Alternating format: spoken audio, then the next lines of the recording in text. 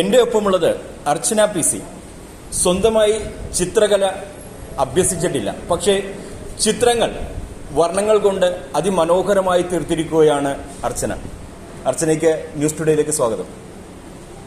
എന്തൊക്കെയാണ് ഈ ഒരു ഇവിടെ ഒരുക്കിയിരിക്കുന്ന കാഴ്ചകൾ? എന്തൊക്കെയാണ് ഇവിടെ നമ്മൾ കേരള ട്രഡീഷൻ മുതൽ കണ്ടംപററി മോഡേൺ ആർട്ട് വരെ നമ്മൾ ഒരുക്കിയിട്ടുണ്ട്. അതായത് നമ്മൾ കേരള ട്രഡീഷനിൽ വരുന്ന നെറ്റിപ്പട്ടം, തിടമ്പ്, മ്യൂറൽ പെയിന്റിംഗ് എന്നിവ ആർട്ടുകളും ബാക്കി പല ആർട്ടുകളും മിക്സ്ഡ് ആയിട്ടുള്ളതാണ് നമ്മൾ ചെയ്തുകൊണ്ടിരിക്കുന്നത്. പല മിക്സഡ് മീഡിയ ഐറ്റംസും ബാക്കിയുള്ള മിക്സഡ് ആയ ഫുൾ ആർട്ട് വർക്ക്സ് ആണ് കൂടുതൽ ചെയ്തത്. പിന്നെ ഞാൻ ചെറുപ്പം മുതലാണ് ഈ ഒരു പാഷൻ ഓഫ് ഡ്രോയിങ്സ് പഠിക്കാൻ പോയത്. അത് കഴിഞ്ഞ് ഡിഗ്രി കഴിഞ്ഞതിന്റെ ശേഷമാണ് പാഷൻ വന്നതും ഇതിലേക്ക് ഇറങ്ങിയതും. പിന്നെ കുറച്ച് കുടുംബ സുഹൃത്തുക്കളും എൻ്റെ അച്ഛനും അമ്മയും എല്ലാവരും കൂടി സപ്പോർട്ട് ചെയ്തിട്ടാണ് ഞാൻ ഇന്ന് വരെ ഇതിലിവിടെ എത്തിയത്. ഇതിലിപ്പോ എത്രത്തോളം ചിത്രങ്ങളും മറ്റുമൊക്കെ ആയിട്ട് ഇവിടെ ഒരുക്കിയിട്ടുണ്ട്? ഇതിലൊരു 90-100 ആർട്ട് ആൻഡ് ക്രാഫ്റ്റ് ഐറ്റംസ് നമ്മളിവിടെ ഒരുക്കിയിട്ടുണ്ട്. ഇത് ഫസ്റ്റ് ടൈം എക്സിബിഷൻ ആണ്. ആദ്യമായിട്ടാണ് ഒരു ആർട്ട് എക്സിബിഷൻ ചെയ്യുന്നത്.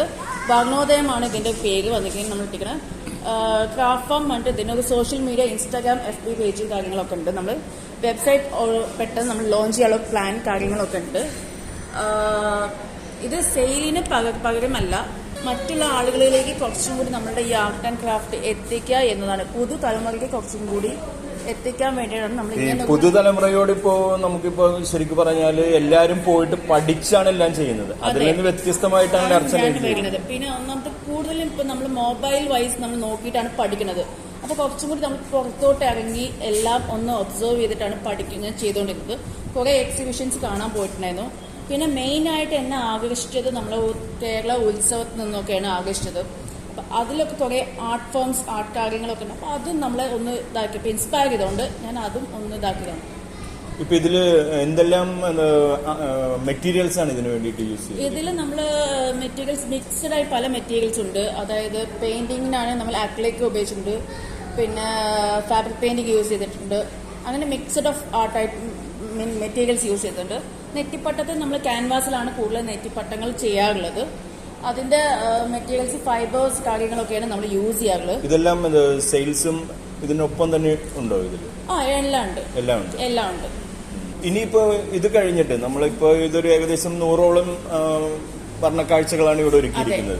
ഇനി ഇത് കഴിഞ്ഞാല് എന്താണ് ഒരു ഭാവി ഒരു പരിപാടി? എന്താണ് ഭാവി പരിപാടി? ഇതിനൊന്നും കൂടി വിപുലീകരിച്ച് കുറച്ചും കൂടി വളർത്തി വലുതായ ഒരു എല്ലാവരിലേക്കും എല്ലാം എത്തിക്കാനുള്ള ഒരു ഇതാണ് നമ്മൾ ശ്രമിക്കുന്നത്.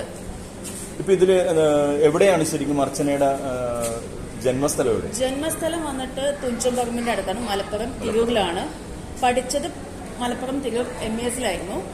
അത് കഴിഞ്ഞിട്ട് ഒരു CSR വിങ് ആയിട്ട് ശ്രീകുമാർ എഡ്യൂക്കേഷൻ ചാരിറ്റബിൾ ട്രസ്റ്റിലാണ്.